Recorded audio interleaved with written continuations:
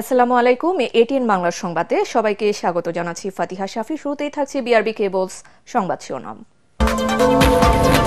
বিকেলে রাজনৈতিক দলগুলোর সঙ্গে জাতীয় ঐকমত্য কমিশনের বৈঠক, প্রাধান্য পাবে সংস্কার ও নির্বাচন ইস্যু। বক্তব্য রাখবেন প্রধান উপদেষ্টা।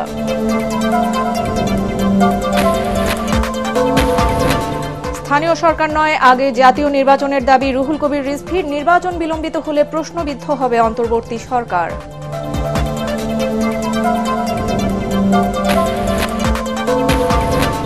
আওয়ামী লীগের ক্ষমতা দীর্ঘস্থায়ী করতে প্রতিবেশী রাষ্ট্রের মদদে বিডিআর হত্যাকাণ্ড, মন্তব্য অ্যাটর্নি জেনারেলের। মাস্টার মাইন্ডদের বিচারের আওতায় আনার দাবি। শেখ হাসিনা পরবর্তী বাংলাদেশে ভারতের সাথে সম্পর্ক পুনর্গঠনে সরকারকে কৌশলী হওয়ার পরামর্শ বিশেষজ্ঞদের। দেশের সমৃদ্ধি অর্জনে অভ্যন্তরীণ সক্ষমতা বৃদ্ধির তাগিদ। এবং রাজনৈতিক অস্থিরতা ও আইনশৃঙ্খলা পরিস্থিতির অবনতির কারণে চরম সংকটে স্বল্প পুঁজির ব্যবসায়ীরা পরিস্থিতি মোকাবেলায় প্রণোদনার তাগিদ বিশেষজ্ঞদের। শুনছিলেন বিআরবি কেবল সংবাদ শিরোনাম, আর এবারে জানিয়ে দেব বিস্তারিত সংবাদ। অন্তর্বর্তী সরকারের প্রধান উপদেষ্টা অধ্যাপক মোহাম্মদ ইউনূসের নেতৃত্বাধীন জাতীয় ঐকমত্য কমিশনের সঙ্গে বিকেলে রাজনৈতিক দলগুলোর প্রথম বৈঠক অনুষ্ঠিত হবে। বৈঠকে ড মোহাম্মদ ইউনূস বক্তব্য দেবেন। রাজধানীর বেইলি রোডে ফরেন সার্ভিস একাডেমিতে বেলা ৩টা থেকে বিকেল ৫:৩০ পর্যন্ত বৈঠকটি অনুষ্ঠিত হবে বলে জানিয়েছেন প্রধান উপদেষ্টার প্রেস উইং। এদিকে জাতীয় ঐকমত্য কমিশনের প্রথম বৈঠক দলের মহাসচিব মির্জা ফখরুল ইসলাম আলমগীরের নেতৃত্বে ৬ সদস্যের একটি প্রতিনিধি দল অংশ নেবে বলে বিএনপির পক্ষ থেকে জানানো হয়েছে। এর আগে নানা বিষয়ে অন্তর্বর্তী সরকারের সঙ্গে যেসব দলের বৈঠক হয়েছে ওইসব দলই আজকের বৈঠকে আমন্ত্রণ পেয়েছে। রাজনৈতিক দলগুলোর সঙ্গে এই বৈঠক ধারাবাহিকভাবে চলবে বলেও জানিয়েছে প্রেস উইং। স্থানীয় নয়, জাতীয় নির্বাচন আগে করার দাবি জানিয়েছেন বিএনপির সিনিয়র যুগ্ম মহাসচিব রুহুল কবির রিজভী। ঢাকা ও কুমিল্লায় আলাদা দুই অনুষ্ঠানে তিনি আরও বলেন, জাতীয় নির্বাচন বিলম্বিত হলে অন্তর্বর্তী সরকার প্রশ্নবিদ্ধ হবে। রিজভী বলেন, বিগত ১৫ বছর পতিত স্বৈরাচার আওয়ামী লীগ জনগণের ভোটাধিকার কেড়ে নিয়ে এক ব্যক্তির শাসন কায়েম করেছিল। ঢাকায় আগারগাঁয়ে গোল টেবিল আলোচনা শেষে কুমিল্লার মেঘনা উপজেলা বিএনপির সম্মেলনে যোগ দিয়ে রিজভী আরও বলেন, দ্রুত ভোট আয়োজনের মাধ্যমে এই সরকার জনগণের হাতে রাষ্ট্র ক্ষমতা ফিরিয়ে দেবে। সম্মেলনে বিশেষ অতিথি ছিলেন বিএনপির কুমিল্লা বিভাগীয় সাংগঠনিক সম্পাদক অধ্যক্ষ সেলিম ভুইয়া।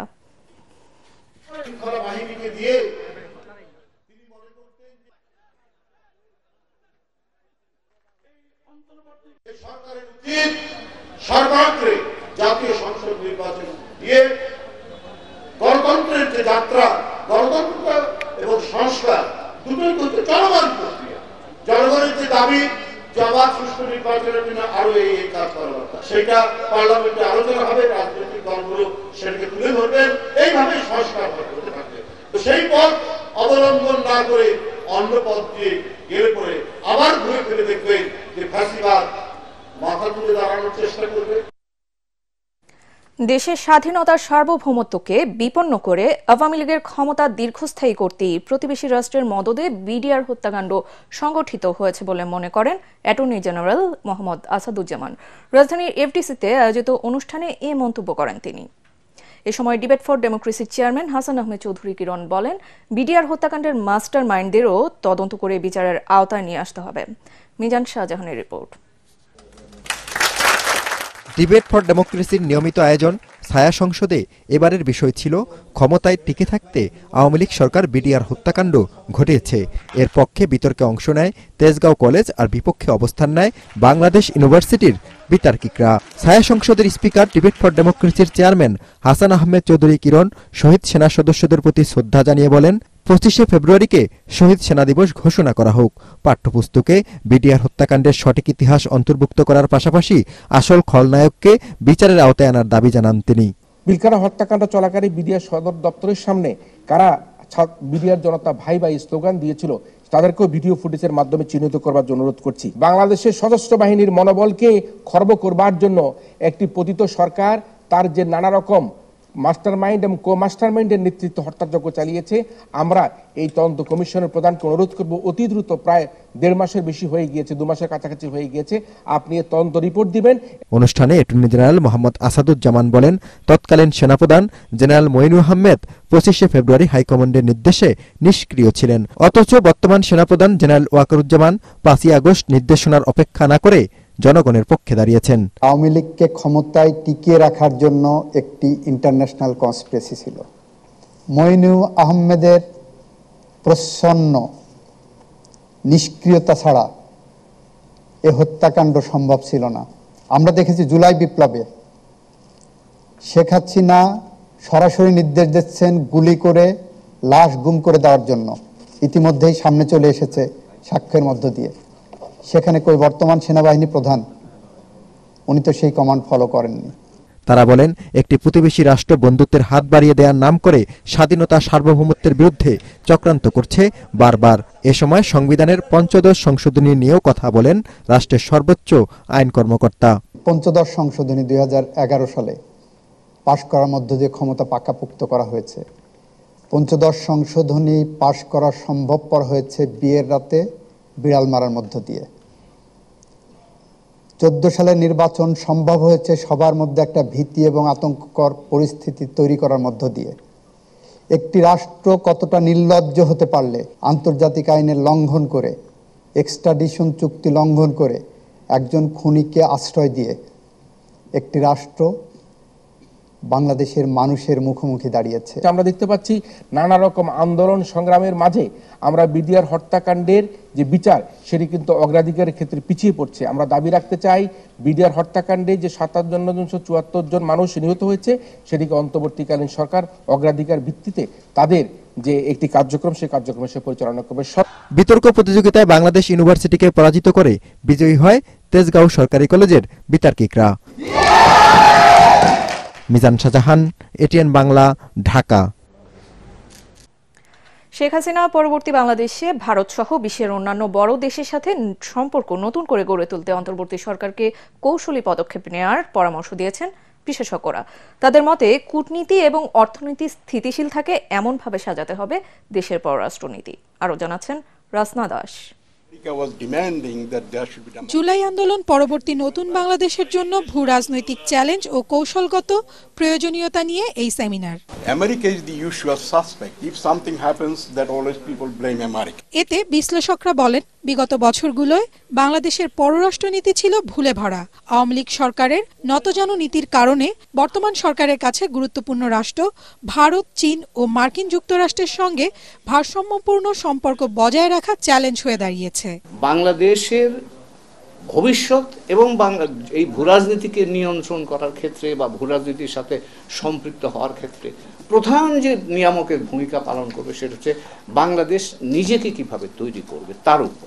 তারা 15 বছর ধরে একজন ব্যক্তি একটি দলের সাথে তাদের পলিসি ছিল। দিল্লিকে ডিসাইড করতে হবে বাংলাদেশের ব্যাপারে তাদের ফরেন পলিসি কি হবে। জাতীয় স্বার্থ সমুন্নত রেখে আন্তর্জাতিক সম্পর্ক এগিয়ে নিতে বাংলাদেশের ভারসাম্যমূলক কূটনীতি সাজানোর পরামর্শ দেন বিশেষজ্ঞরা। প্রত্যেকটা রাষ্ট্র তার ইন্টারেস্টটা দেখে ফরেন পলিসিটাকে তৈরি করে।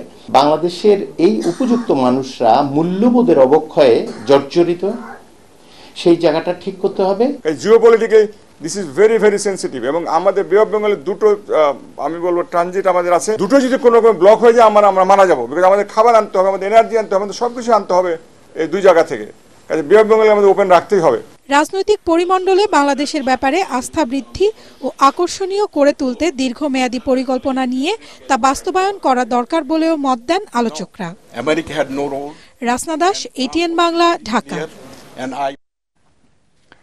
রাজনৈতিক অস্থিরতা ও আইন শৃঙ্খলা পরিস্থিতির অবনতির কারণে সবচেয়ে বেশি ক্ষতিগ্রস্ত হচ্ছে ক্ষুদ্র শিল্প এবং অতি ক্ষুদ্র ব্যবসা। উদ্যোক্তাদের মতে, চলমান পরিস্থিতির উন্নতি না হলে সিএসএমই ব্যবসায় চ্যালেঞ্জ আরও বাড়বে। কম সুদে ঋণ প্রাপ্তি ও বিশেষায়িত তহবিল গঠনের মাধ্যমে এ খাতে গতি বাড়ানোর পরামর্শ দিয়েছেন বিশেষজ্ঞরা। শারফুল আলমের রিপোর্ট।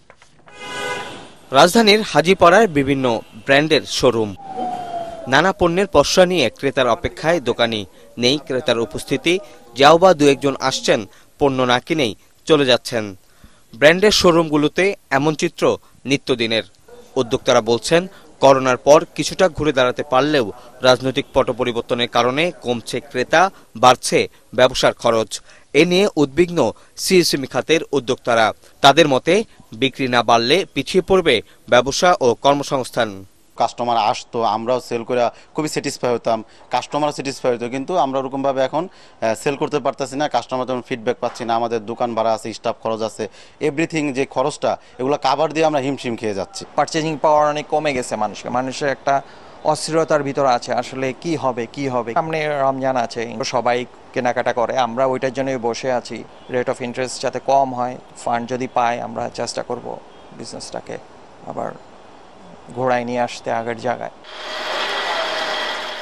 দেশ জুড়ে সিএসএমই খাতে কর্মসংস্থানের হার 85%, যেখানে জিডিপিতে যায় 30%-এরও বেশি। মোট রপ্তানিতেও এ খাতের ভূমিকা বাড়ছে জানিয়ে বিশ্লেষকরা বলছেন, অর্থনীতি চাঙ্গা রাখতে সচল রাখতে হবে সিএসএমইর সব ব্যবসা। প্রয়োজনে এসব উদ্যোক্তাদের অগ্রাধিকার ভিত্তিতে অর্থায়নের পরামর্শ দিয়েছেন তারা। এরা ছোট লোন না দিয়ে বড় লোনের ফাইল হ্যান্ডেল করতে যদি আরাম পায়, সেটাকে খুব গুরুত্ব দেয়। কৃষি লোনের ক্ষেত্রে কিছুটা ইজি করা হয়েছে, এনজিও থ্রুতে করতে পারে, কিন্তু এসএমই সিএমএসএমইর জন্য তো অন্য কোনো এজেন্ট নাই। কিন্তু সেই জায়গায় আপনি দেখেন যে পরিষ্কারভাবে সারপ্লাস যেখান থেকে ডিপোজিট আসে, সেই জায়গায় কিন্তু এসএমই লোনের প্রয়োজন বেশি। আমার মনে হয় এই বিষয়টার প্রতি আরও বেশি গুরুত্ব, এবং ওই এগ্রিকালচারের বছরের প্রথম টার্গেটের মতো এসএমইতে একটা টার্গেট দিয়ে দেওয়া উচিত বলে আমি মনে করি।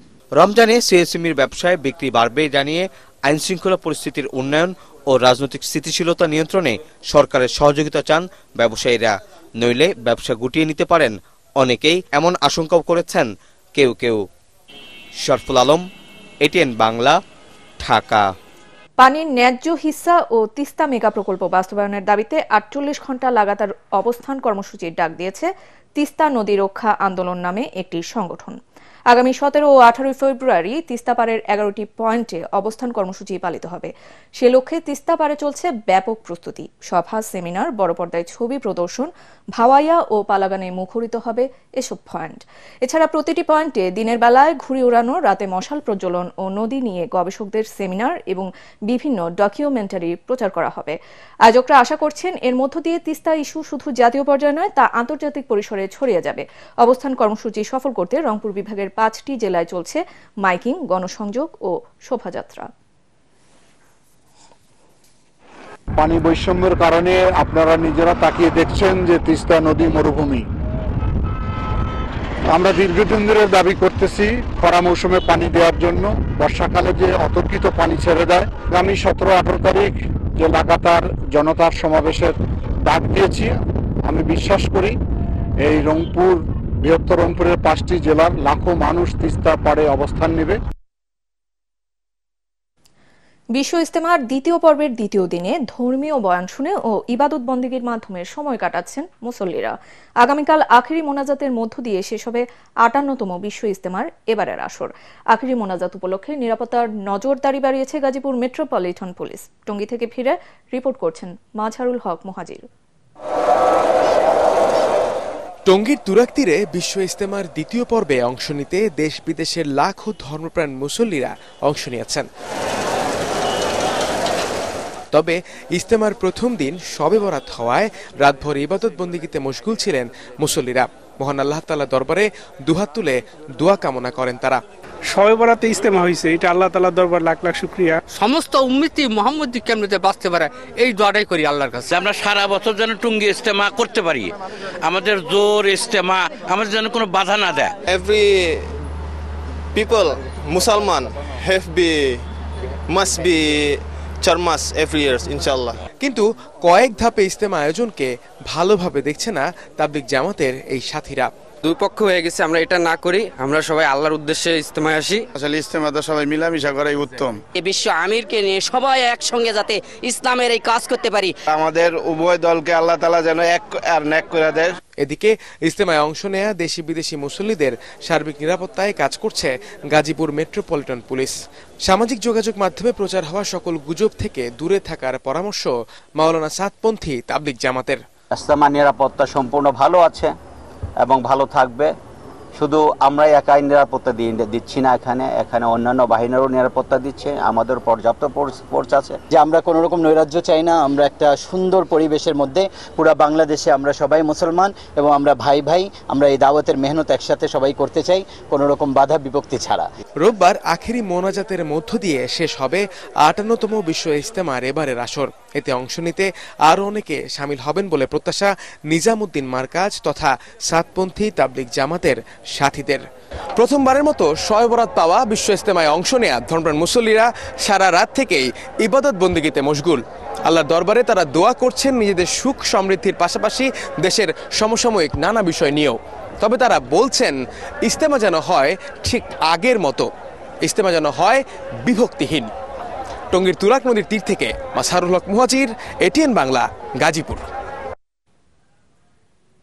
মহান আল্লাহর কাছে ক্ষমা, রহমত আর বরকতের প্রার্থনায় শবে বরাতের আমল করলেন ধর্মপ্রাণ মুসল্লিরা। রাতভর মসজিদে মসজিদে চলে ইবাদত বন্দেগী, নিজের ও দেশের মঙ্গলের জন্য দোয়া করেন তারা। মাহবুব কবির চপলের রিপোর্ট।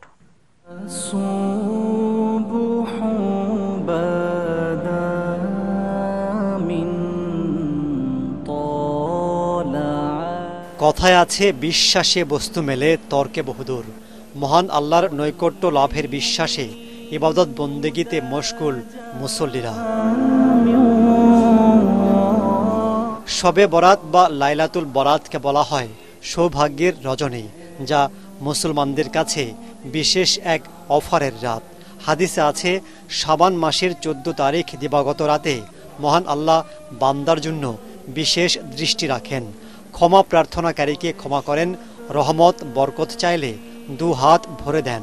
তবে মুনাফিক ও মুশরিকদের জন্য অনুকম্পা করেন না সৃষ্টিকর্তা। আল্লাহর রাস্তায় আসতেছি, যেমন আমরাও ছবি তুলতেছি, অনেকে এমনও ছবির মাধ্যমে অনেক উৎসাহিত পাবে যে ওই বন্ধুর কাছে আমরাও যাই। এভাবে বন্দী করে আল্লাহ তাআলার কাছে ক্ষমা প্রার্থনা করা, গুনাহ মাফ চাওয়া। অনেক ক্লান্ত দোয়া হয়েছে, আমাদের লেগে দোয়া করছে, আমরা সবাই তাদের জন্য দোয়া করছি। ইনশাআল্লাহ অনেক খুশি হয়েছে। ইনশাআল্লাহ রাতভর মসজিদে মসজিদে নফল ইবাদত করেন মুসল্লিরা, নিজের ও দেশের জন্য প্রার্থনা করেন তারা। তবে ফরজ পালন না করে কিংবা আল্লাহর বিধান না মেনে শুধু পাবার আশায় শবে বরাতের ইবাদত করলে লাভ হবে না বলে জানান আলেমরা। কেউ যদি 5 ওয়াক্ত নামাজ না পড়ে শুধু এই রাত্রে বরকতের আশায় সারা রাত জাগনা থাকলো, তাহলে তার কোনোই লাভ হইল না।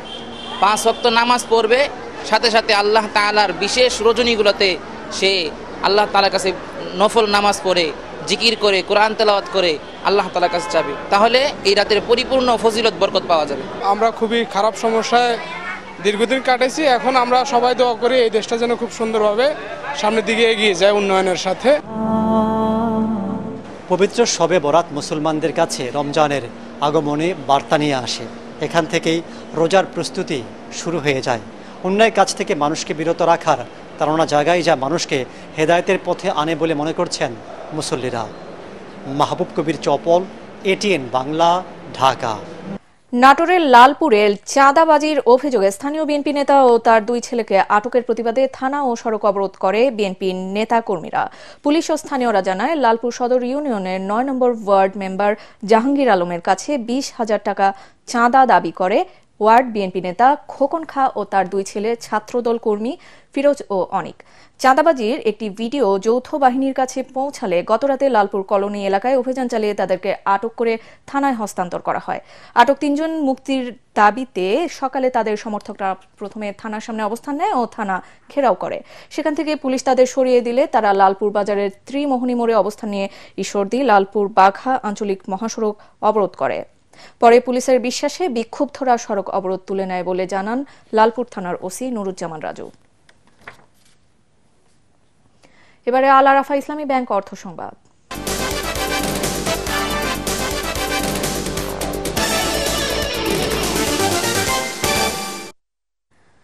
শেরপুরে সূর্যমুখী ফুলের চাষ করে এলাকায় ব্যাপক সাড়া জাগিয়েছেন 9 কৃষক।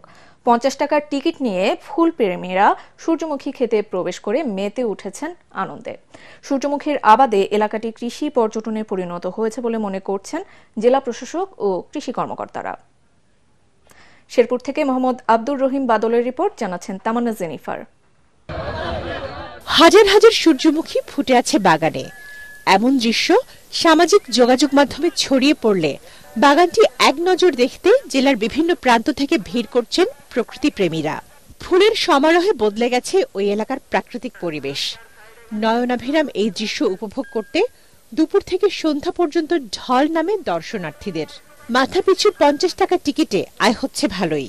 ফুলের আবাদ আরো কিছু তাহলে আমাদের অনুভব করা খুব সুন্দর লাগবো। আমরা কোথাও যাব না, গাছ দিয়ে যাওয়ার লাগে, অবগাছ যাওয়ার লাগে, ওখানে যাওয়া প্রয়োজন পড়বে না। শেরপুরের মাটি সূর্যমুখী চাষের বেশ উপযোগী হওয়ায় বৃদ্ধি পাচ্ছে এর আবাদ। দর্শনার্থীদের সামাল দিতে ক্ষেতের চারপাশে নেট দিয়ে বেড়া দেওয়া হয়েছে, নিয়োগ করা হয়েছে নিরাপত্তা কর্মী। আগে তো কখনো দেখিনি, এটা নতুন জিনিস, প্রতি বছর দেখলে অনেক ভালো লাগে। ছবিটা তুললাম, ভালো লাগলো।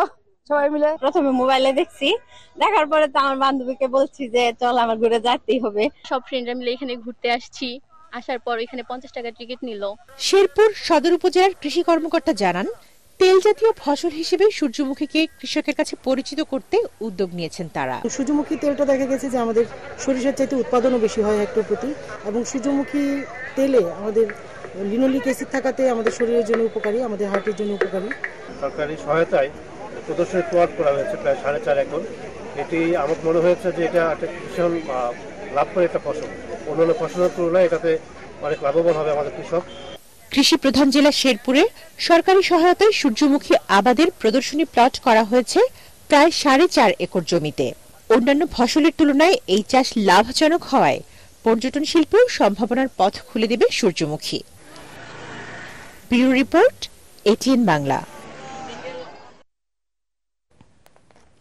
সিগারেটের উপর কর বাড়ানোর তাগিদ দিয়েছেন জাতীয় রাজস্ব বোর্ড এনবিআর এর সদস্য বেলাল হোসেন চৌধুরী।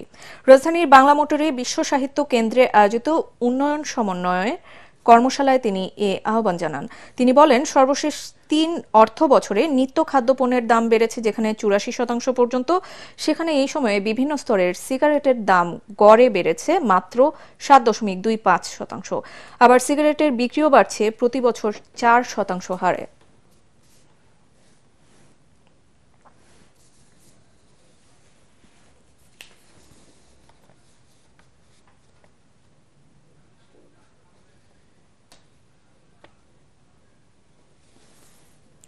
এখন থাকছে আন্তর্জাতিক সংবাদ।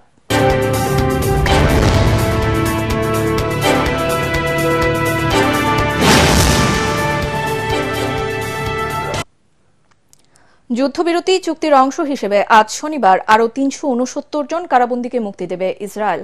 বিনিময়ে হামাস 3 ইসরায়েলি জিম্মিকে মুক্তি দেবে। মুক্তিকামী সশস্ত্র গোষ্ঠী হামাসের সামরিক বিভাগ, আল কাসেম ব্রিগেড এবং ফিলিস্তিনি কারাবন্দীদের সহায়তা দানকারী সংস্থা প্যালেস্টাইনিয়ার্স প্রিজনার্স মিডিয়া অফিস পৃথক বিবৃতিতে এই তথ্য নিশ্চিত করেছে। বার্তায় বলা হয়, শনিবার মুক্তির অপেক্ষায় থাকা কারাবন্দীদের মধ্যে 333 জন গাজার বাসিন্দা। 2023 সালের অক্টোবরে গাজায় ইসরায়েলি সেনাবাহিনীর অভিযান শুরুর পর বিভিন্ন সময়ে গ্রেফতার করা হয়েছিল তাদের। বাকি 36 জন যাবজ্জীবন কারাবাসের সাজাপ্রাপ্ত। এই 369 জন ফিলিস্তিনি কারাবন্দীর বিনিময়ে যে 3 ইসরায়েলি মুক্তি পাচ্ছেন তাদের জিম্মি অবস্থায় গাজায় নিয়ে এসেছিল হামাস।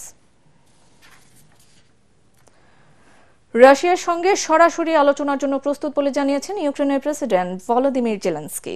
তবে 3 বছর ধরে চলা যুদ্ধ কিভাবে বন্ধ হবে সে ব্যাপারে যুক্তরাষ্ট্র ও ইউরোপের সঙ্গে আলোচনা করে যখন একটি সমাধানের জায়গায় পৌঁছাতে পারবে তখনই এই আলোচনা হবে বলে জানান তিনি। জেলেনস্কি আরও বলেন, আমরা যুক্তরাষ্ট্র ও আমাদের মিত্রদের সঙ্গে যে কোনো আলোচনার জন্য প্রস্তুত। স্থানীয় সময় বুধবার রাশিয়ার প্রেসিডেন্ট পুতিনের সঙ্গে প্রায় 1.5 ঘণ্টা টেলিফোনে কথা বলেন মার্কিন প্রেসিডেন্ট ডোনাল্ড ট্রাম্প।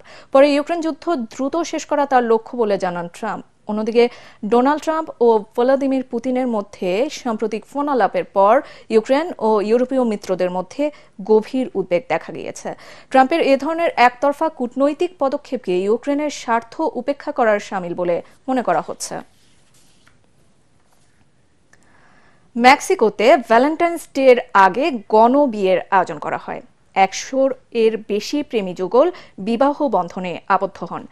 এই প্রতিবেদনে এ তথ্য জানিয়েছে সংবাদ মাধ্যম এএফপি। প্রায় 1000 দম্পতি এই অনুষ্ঠানে অংশ নেন, আর কনের সাজসজ্জার দায়িত্ব নেয় স্থানীয় পৌরসভা।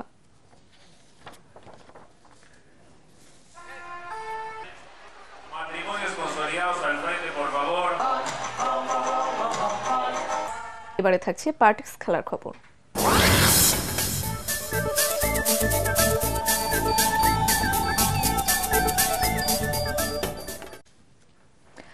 চ্যাম্পিয়ন্স ট্রফির আগেই পাকিস্তানকে 5 উইকেটে হারিয়ে ত্রিদেশীয় সিরিজে চ্যাম্পিয়ন হয়েছে নিউজিল্যান্ড।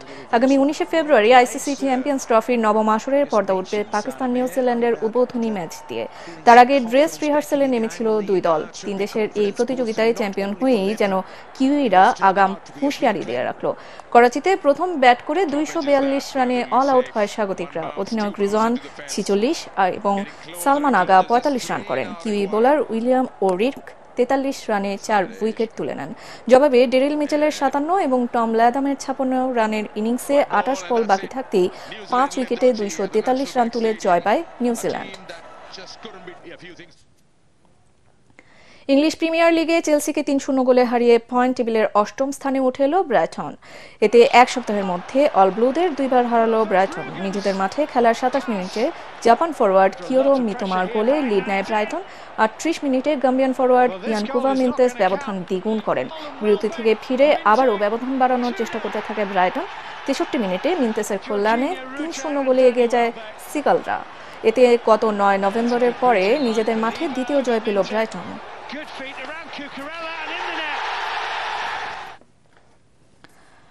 নতুন বাংলাদেশ করার লক্ষ্যে এসো দেশ বদলাই পৃথিবী বদলাই প্রতিপাদ্য নিয়ে বাংলাদেশ সাইক্লিং ফেডারেশনের ব্যবস্থাপনায় তারুণ্যের উৎসব সাইকেল র্যালি অনুষ্ঠিত হয়েছে। সকালে মানিক মিয়া অ্যাভিনিউয়ে আয়োজিত এই র্যালিতে 300-রও বেশি সাইক্লিস্ট অংশ নেন। প্রধান অতিথি হিসেবে এর উদ্বোধন করেন যুব ও ক্রীড়া সচিব রেজাউল মাকসুদ জাহিদি।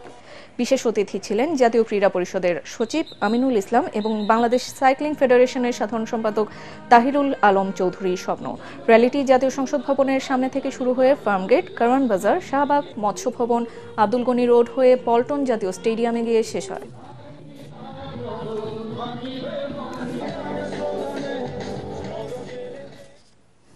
সংবাদ শেষ করছি, তার আগে বিআরবি কেবল সংবাদ শিরোনামগুলো আরও একবার। বিকেলে রাজনৈতিক দলগুলোর সঙ্গে জাতীয় ঐকমত্য কমিশনের বৈঠক, প্রাধান্য পাবে সংস্কার ও নির্বাচন ইস্যু, বক্তব্য রাখবেন প্রধান উপদেষ্টা।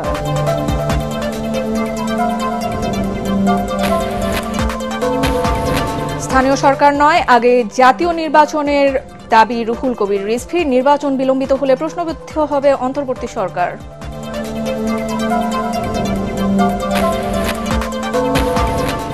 আওয়ামী লীগের ক্ষমতা দীর্ঘস্থায়ী করতে প্রতিবেশী রাষ্ট্রের মদদে বিডিআর হত্যাকাণ্ড, মন্তব্য অ্যাটর্নি জেনারেলের মাস্টার মাইন্ডদের বিচারের আওতায় আনার দাবি।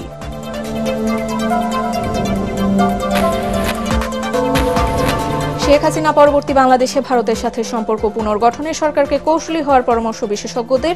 দেশের সমৃদ্ধি অর্জনে অভ্যন্তরীণ সক্ষমতা বৃদ্ধির দাবি।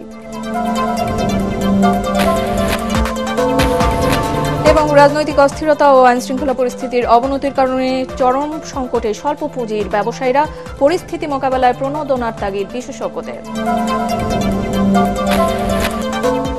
আর এই ছিল এখনকার মতো। রইল পরবর্তী সংবাদ দেখার আমন্ত্রণ। এটিএন বাংলা সংবাদ ইউটিউবে দেখতে ব্রাউজ করুন, youtube/ATN Bangla News। ধন্যবাদ।